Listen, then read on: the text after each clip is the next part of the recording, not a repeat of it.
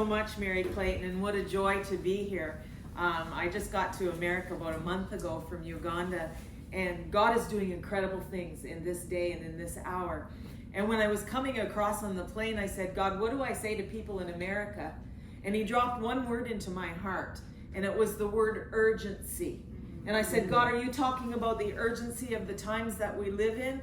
Because everywhere we go, we hear stories like what I've already heard this morning: tragedy, suicide, gender issues, all of the things that are going on in the world today, and I don't even need to tell you. But he said, no, it's not an urgency about the times that we live in. It's an urgency about the harvest. And the harvest is ripe, and the laborers are few. And we've got to go get the harvest while it's ripe. And that's what favor is all about. Mary Clayton said a little bit, and I'm talking fast because I'm watching the time, but I'll talk really, really fast. And for those of you that don't know favor, our founder Carol Ward went 22 years ago to the southern part of Uganda, and she heard the cries, which was in the midst of war, the terrible LRA war, where Joseph Kony believed he was Jesus Christ, but empowered by Lucifer, and he abducted 50,000 child soldiers, mutilated, taught them how to murder. And she heard the cry to go north. And she said to the people in the south, why would I go north? And they said, because nobody else will come. And that's the cry of her heart since she was a teenager. And so she went north, and they told her, like Mary Clayton said, not to go. But she went, and her purpose in going was to pray. Everything about favor is prayer. We start with prayer, we move with prayer, we end with prayer. Everything is about prayer, and I'm so thankful that you are praying women, because prayer moves the hand of God. And we sang the song, Speak Jesus over your life, over your family. Well, we can speak Jesus over nations and see them bow their knee. And nations that are Muslim dominated are bowing their knees to Jesus. And we speak Jesus as we go in with intense prayer. So Carol went north just to pray. And she put her face in the ground, and she started to pray, and the war stopped. And God said to her, do you want to save one village or 1,000? She said, of course, Lord, 1,000 villages. And he said, well, get up off your face and start to train. So fast forward 22 years to today. Like Mary Clayton said, we have 820 indigenous missionaries that will give their lives and take the gospel to the nations. And that's exactly what's happening. We rescue street children. We see them from trafficking and from drugs and from crime and all that stuff. We rehabilitate them through the power of the gospel, transformed hearts, transformed nations. So we see their hearts transformed, and we're training them to be missionaries. We're teaching them Arabic. We're teaching them Muslim discipleship, Muslim evangelism, and get ready to go. Because even though we have 840, we need 3,000 to take the nations to the north for Jesus Christ. I was in Uganda about a month or 2 months, and Carol threw the keys at me and said, you're in charge of Uganda. We have about 350 staff in Uganda, and I'm going to South Sudan. And so up there we have another 400 and something indigenous missionaries, and together our focus is the Great Commission. Everything we do, yes, we have schools, we do women's empowerment, all of that stuff, but everything focuses to the north. Now, time is so limited, but let me tell you just a couple of stories. I'll tell you one story about our transformed youth, and then I'm going to tell you what's happening in the northern part of South Sudan. We had one boy come into our program a little over a year ago, and he had murdered. He had been in the streets for about 4 years, and he had done all kinds of things, but he was excited to transform, and he asked Jesus into his life. He got delivered and set free, and the gospel started to work. The word of God started to work on him. We don't let them leave the program for 1 year. And so as his year was approaching, almost by last Christmas, he wanted to go find his family to lead them to Jesus. And so we didn't know that was his plan, but he went, and sure enough, he led his whole family to Jesus. He found his grandmothers, his uncles, his cousins. He led them all to Jesus. But that wasn't enough. He wanted to win his whole community. So he went to the next hut, led them all to Jesus. The next hut led them all to Jesus. And he kept going throughout his community over the short 10 days that he was home. He got to one hut, and they chased him. They mocked him. They chased him. Go away. And he tells a story like this. He says, I was walking away, and I was trying not to be discouraged. And I said, Jesus, you want me to get them saved, and I'm not going to be discouraged. I'm going back. So he went back the next day. They chased him. The next day, they chased him. 4 times he went to the hut. And on the 4th day, when he got to that hut, there was a lame boy lying on a mat outside. And he says, this boy's 16. He says, Jesus, this is my opportunity. and he prayed for the sick, the lame boy, and he got up and started to walk, in the whole hut. The whole family gave their lives to Jesus. He won his whole family and his whole community to Jesus, because transformed hearts, I mean, you can go and put Band-Aids on demons and educate devils, but unless God gets a hold of the heart, seriously, unless God gets hold of the heart, you're just sending them back out to do whatever it is that they do. God has to change their hearts.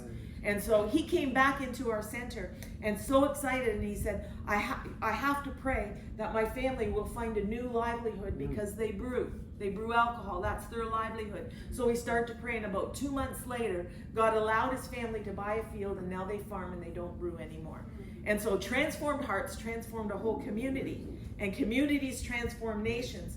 Now there's war going on in Sudan. I don't know if you heard that on the news. Started around March, and the refugees started to come down into South Sudan by the hundreds of thousands, and that's just this year.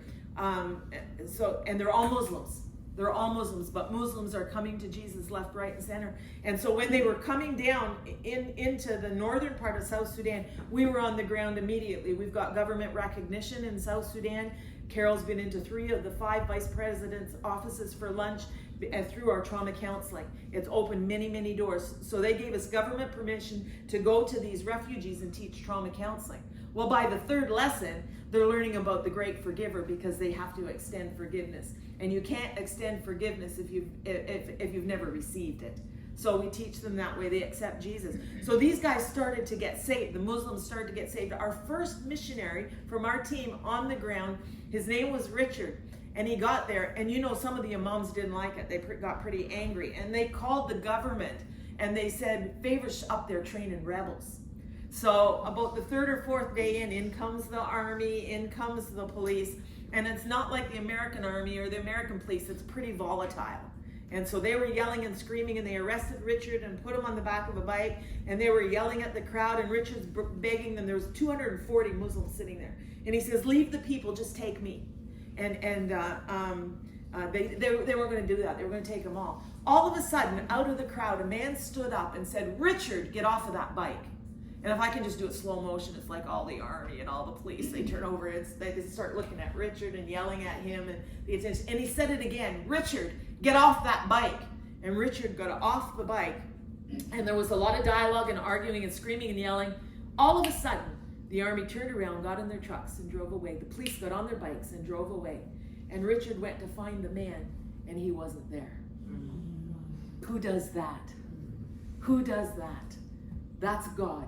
It reminds me of when the communists, and they were smuggling Bibles, and God would blind the eyes of the immigration.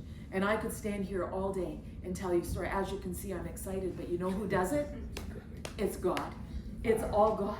It's all God. And we speak Jesus over nations, and people are coming to Jesus. We're seeing in favor, like I said, fast forward 22 years, 820 indigenous missionaries. We're seeing 6,000 to 7,000 people come to Jesus with discipleship per month.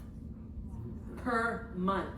Our Q3, our Q3 report just came out. 75,800 people came to Jesus from January to the end of Q3. And over 86,000 people discipled. Who does that? We're just 2 white women. We're doing what, just running for Jesus. And actually, we're running for Jesus, but we're running to keep up with him. And he's doing it.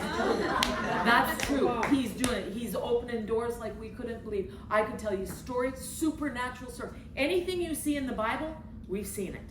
The blind, the deaf, the lame, the dead. It's in there. The demons, everything. We've seen it, because that's what God is doing today. And if he can do it in Africa, he can do it here. And you're all invited to come to Uganda. Steph, come and introduce yourself. I'll just say hi real quick. I don't know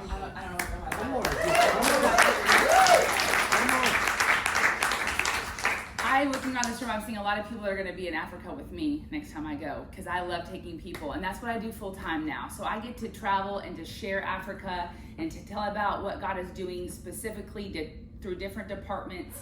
I'm in Oklahoma raising my 5 kids, and one of the things my mom did, I have to remind people all the time, she's not superhuman. She might not have worn shoes till she was 14 years old. She might have grown up in the jungles of the Philippines, but she's literally just obeying this. And either we believe this or we don't. And I can't pick and choose what I want to apply when I want and feel like to apply it. And my mom did raise me a little counterculturally. Lots of stories there. But as a mom and raising my kids in Edmond, Oklahoma, I have a very humbling road in my face every day. It's because it's not what I'm saying to my children, it's what they're watching.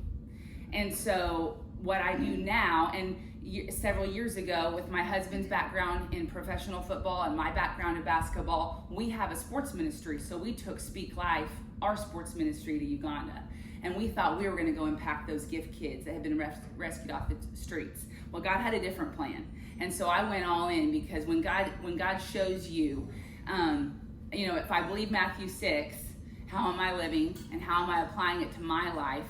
And what are my kids seeing from what I'm doing? So I have the privilege of getting to share and to speak and do what my mom can't do here every single day and every single week, and get to share and take teams, and with our 15 different departments in 8 different countries and hundreds of people, and their impact is so needed, and the people and the opportunity is immense. So I am going to be here. I've got plenty of material, more than 12 books. I've got as many as you need. And I love to share. Every single day I've spent the last 22 years of my life never know if I'm going to get a phone call if my mom's dead or alive. That's part of my sacrifice. That's part of her sacrifice. But it's not weird to her. She's simply obeying. And so every one of us has a calling. Every one of us. Mary Clayton's doing that today in her home, what God called her to do. And so it doesn't matter what scene it is or what it looks like. It's just about being obedient to what God has called us to do. And if you've read the book, chapter 13 is the story of the man who was hired to kill my mother. And I got to have dinner in his home in South Sudan. So little things like that, when God allows you to experience something, we all have stories. We all have experiences. We all have this. And we get to use what we have been given for his glory. And so I'm so grateful to be here. Thank you. And so I'll see you. I'll talk to you after.